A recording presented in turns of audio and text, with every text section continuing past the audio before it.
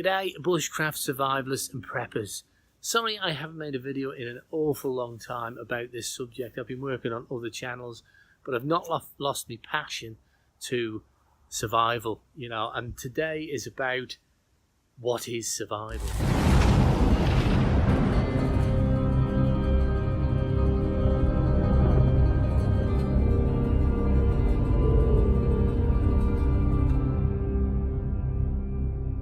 What is survival? We read the books, we watch the videos, we look at the kayaks and the shelters and numerous amounts of shelters and how to light fires. Very useful basic skills, because basic skills is what will help us in a tough situation. And survival is just that, it's a tough situation. But there are so many tough situations. I'm just pondering it over now and thinking, what would be my tough situation? I'll tell you one now. Yeah, Henry. This would be a tough situation for me. Would be to have to eat this fella. That would be a real tough situation for me. I've been on this channel for some years now doing it, and as I said, I've been over to do other things on YouTube and various different programs, and interviewed for various different things on survival, and even built an outdoor pursuit centre, and I've moved on from that now. But all this stuff is building up our life experience, and it's never too soon to start. If your child is doing the Duke of Edinburgh Award, spot on. That's if you're in the UK. I don't know if it exists anywhere else in the world. If he's in the Scouts or she's in the Brownies, spot on. Because this is developing skills on how to use knives and basic equipment that won't kill us or injure us or kill us long term, because in a bad situation a knife could kill you. And these skills, these life skills, are the true foundation to survival and survival teaching. Okay, we could move on from that into first aid, medicine, what else we got? Foraging, lighting fires. Bear in mind that most deaths occur from, hypothermia is the word I'm looking for. I'll edit that. And hypothermia kills more than dehydration. That's quite an interesting one. So learning to build shelters is a fantastic one. So build them in your garden. Here we have a great big garden out here. If you've got an area to go and put a tent up, go and do it. Get your kids used to sleeping in different environments and in different circumstances, in colder circumstances, in uncomfortable circumstances, so that they'll remember it. They won't forget a good time with their mum and dad in a tent. They won't do it. And there it is. So where does survival in its ultimate form is impossible to grasp, because we cannot, and I think I said before, encompass every situation that might happen to us through life. But we've got to start thinking. We can go dilly-dilly down to the supermarket and buy our pre-packed food every day, but I can assure you, I live on an island that if the boats don't run for 3 days, them shelves are empty, and if that happened for a week or two, who knows, we could be killing each other within a month, or falling out as neighbours because I've got a tin of beans and I won't share it. Survival. So my main crutch of survival is not isolate, but to get on for as long as you can before the rioting starts. Build a community around you, which brings in the true meaning of survival. It's not about you, right? Survival is about those who are unfortunate or around you in that situation, okay? If you've got strength, you use it to get them going so that they can help you down the road. Do you know what I mean? A community. We've lost communities. I think most of us will agree. We live in houses facing outwards. We don't live in closes so much more. We live in an environment where we don't look at each other and we don't communicate unless we're drunk or in the pub, or wherever we are, or what we're doing. We're changing, so survival comes in there. Build a community of friends early on. Have close family. Don't fall out with your family, kids. You might go wrong. You might hate your mum and dad for things that are happening, but they could be the ones that save your life in the long run. When there's a phone call comes that I'm lying at the bottom of a trench with 2 broken legs, Yeah, you can ring 999, but your parents will come looking for you before 99 if your phone's broken as well. Another survival situation. I could rattle off survival, and you could rattle off many endless survival situations that a modern day person could find themselves in.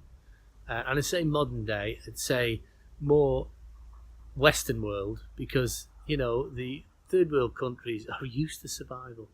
You know, we can learn off that. You know, we think it's never going to end, but we're only, 40, 50, we're only 80 years away from a serious world war where we were starving.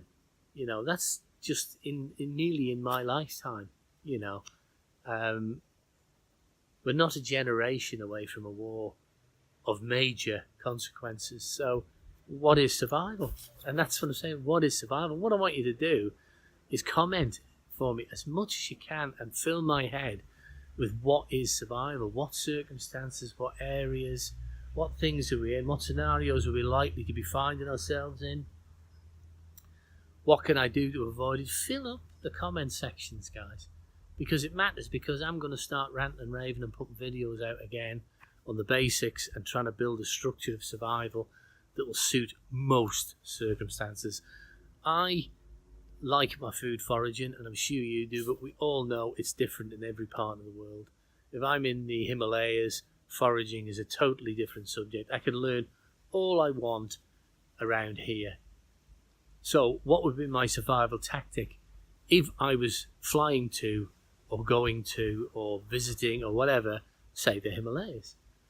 I'd read up on it there and then, and I'd carry a reference manual to foraging in the Himalayas. That's survival. You know, failing to prepare is preparing to fail. That's the old saying. It goes well in every scenario, but we've got to prepare for a situation like eating that dog. Blah, couldn't do it. Love them, love my animals. Couldn't do it. But I could if I was hungry. Could we eat another human? But we know it happened in the World War. And the Second World War, probably the first. So that's where we were. I don't know if you heard that. The phone, I've just edited this out because the phone went, and that's what I'm using to film on today. But we're going back to the scenarios. There's countless and endless scenarios. There's even cutting yourself in the house and having to survive through it. You know, making sure you got a first aid. And that's survival. Getting out in the Rockies and all this stuff is great to see. It's great to see, but it's not all of it. It's a very tight part. And going back to the foraging, if I'm in a situation, if I'm in a situation that I'm going to where every time I go, even driving in the car, like we mentioned the Himalayas, you're driving in your car, have you got a first aid kit in there? Basic. Have you got a fire extinguisher in there? You know, these are all things we'll go out and buy a couple of £100 on a bushcraft knife, but we won't put a fire extinguisher in our car, you know, or a first aid kit, you know, or some toilet roll, you know, the basic stuff, which begins some ointment, you know, in our first aid kit. The basic little stuff is all survival, you know. These things can damage you, and if we build these skills up in a small way, they'll get us thinking in a big way. So what is survival? Survival is tuition, learning, and thinking, isn't it? Isn't it? But comment, as I said, below about your version, because I don't know it all. And as much as I try, I'm never, ever, ever, ever, ever going to know it all. Okay? I've got enough life to learn every environment, every situation. And I think of this as the specialists, which I intend to go out and video specialists work in. Let's turn out the sun a bit. In their environments of survival and medicine. You know, I'd love to do that and really learn it. I mean, I like watching Bear Grylls. I like watching Ray Mears. I like, you know, getting involved with the scouts and stuff, which I have done, and my son was one. And I like the outdoors. I love all that. I had an outdoor pursuit centre at one time, and I love outdoors. But, you know, ladies, it's for you as well. Gentlemen, mums and dads, go fishing with your kids. But I don't know about fishing. Of course you don't. So you can't survive. You know, it might do you so learning that small skill might just help you out. Try fishing with what you find, would be better still. Make up some stuff, carry some code in your pocket like you're carrying survival tent. Practice survival in here. Survival will come out of here and the materials you've got around you at the time. You know, I can't remember what, I'll just be honest with you, I taped about half an hour and I realised the camera wasn't on. So forgive me if I'm repeating anything over and over again. But you know, survival starts in the house. Survival starts in your bed as you get up in the morning and you think, what do I need with me for the day? That's the common one, isn't it? We do that. We need my watch. You know, I need my inhaler, my medicine. I need something to survive the day. But we don't think that when we come on holiday. Holiday comes and out goes the window, everything. We're trusting everybody for our own health. We get on that plane, assuming that it's going to land. We get on that plane, assuming it's going to go to its destination. We go on adventure trips and assuming that our instructors are keeping us safe. But we all know it doesn't happen, you know.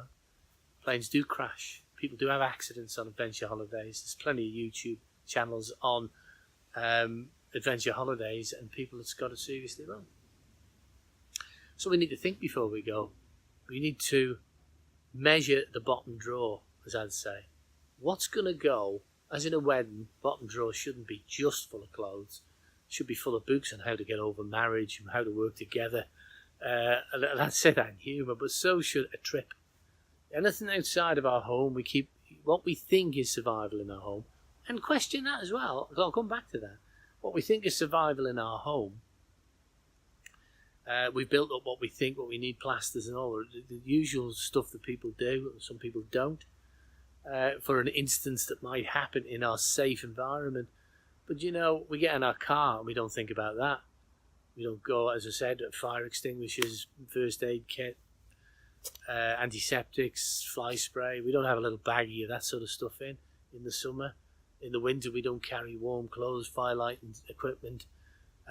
Which we could easily do in a little box. We could have a winter and summer case the size of a first aid case you just put in your boot. You know, that's survival. This is what is survival.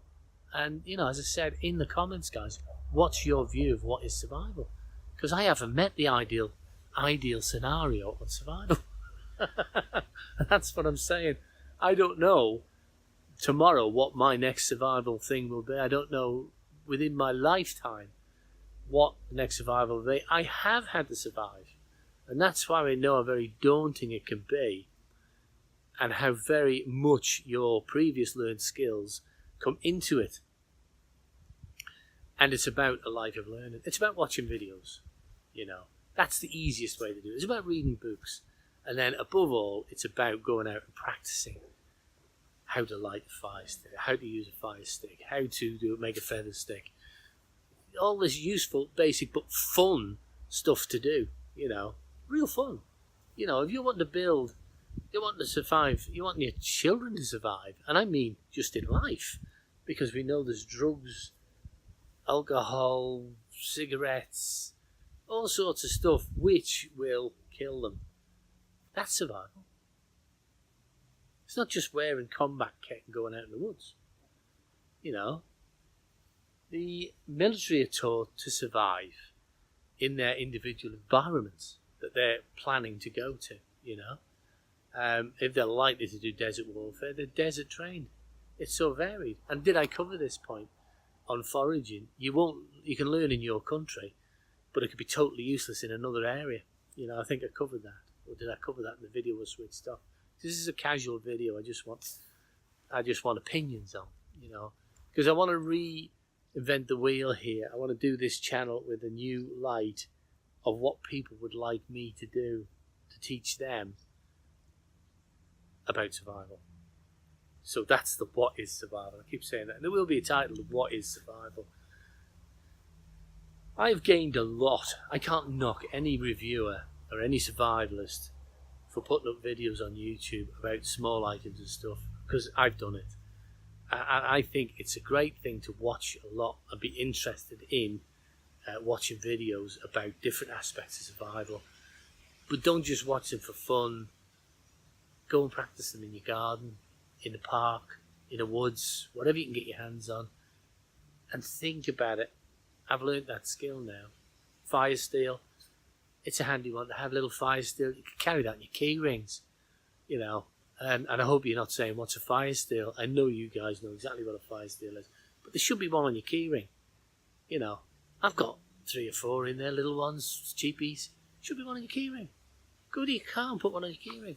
You never know, you know. You never know when you could be totally broken down all night.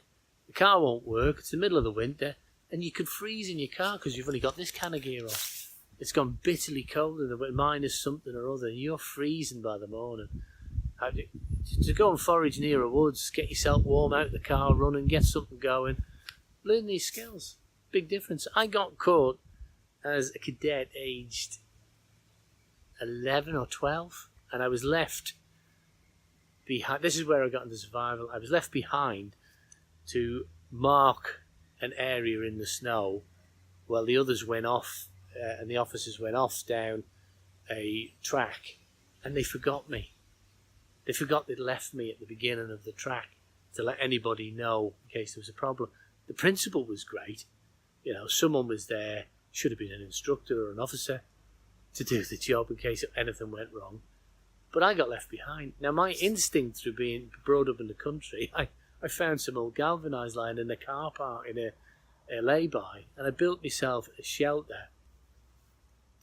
And I can't to this day remember how I lit the fire, but I did. I managed to get a fire lit, and I was in clover there. I hadn't think of any danger or any problems of being left in the snow overnight, you know. And I built myself a shelter. I had no food, you know, but I didn't need it because it wasn't a few hours till they realised the error of the mistakes had come back to me. And I got interested in surviving then. You know, making do is a better word than surviving. Surviving is a big scenario where making do and staying alive is probably it. And then we've got the other skills. Survival is mental, you know. It's a mental attitude to surviving, you know. I think you've got to agree with me, but let me know if you disagree or you've got better things. If you can prepare mentally for a situation, you won't give up, then you've got a bigger chance of surviving. And that leaves a whole new area of learning about survival. Because if we're crapping in the woods and we're learning how to do that, and doing things, washing with chestnut branches, getting soap from here and medicines from there, you know, then it's going to make our mental attitude better if we're clean and we can wash, you know, regularly on a daily basis, even if it's only our armpits, you know. We're going to be mentally in a far stronger mental position than we are if we're deteriorating, if we've got cuts that we can't heal, it's sore, headaches, diarrhea, constipated, you know. So working through these with a bit of camping, guys and gals, and a bit of adventure centres and things is a good idea. It toughens you up, and the cadets, you know, it toughens you up to learning to cope in the difficult situations in a natural way. It's not a shock. You've done it before. Because that's the learning on bushcraft. To say, I've done that. I actually know what to do. It's not going to take me hours. I mean, I watched Bear Grylls on the island, and I auditioned for Bear Grylls on the island. I didn't get the job. But it's taken them 24 hours to light a bloody fire. You know, and I bet you guys out there are saying, look at this, thinking, this is a show, isn't it? You know, you should have been able to light a fire pretty damn quick. First importance, boil water to drink and cook food that you don't know is dodgy or not. It's a priority. So learning these skills, which they spent 2 weeks doing it, but they obviously didn't learn very well. You know, honing these skills. I mean, I've got children now can't even light a bloody coal fire. I think you'll agree with that. But anyway, I can't drool on all day about this. I've had a great time out in the garden this afternoon with the camera. And it was just to say that I'm going to start doing the survival now more consistently on my channel. And, you know, I run 3 channels. and it is exceedingly hard to do, but I do enjoy it. And I just hope you will comment and instruct me on what you'd like to see me do on my channel, so I can prepare ahead and try and have the things that you want to see or know about, you know. And that could be anything from lighting a fire to first aid to whatever you want. You know, how do I crap in the woods? Well, I've already done a video on that. It's a great one, a great little method I found. So you'll have to dig past the channel, dig back in the channel for that. But anyway, all I can say is I'm glad you came, and I'm glad I came. And I'm going to sign out now saying this is Pete on Survival saying don't forget to like, share and subscribe, guys. And watch out for more, because I'm going to be fluid with the videos.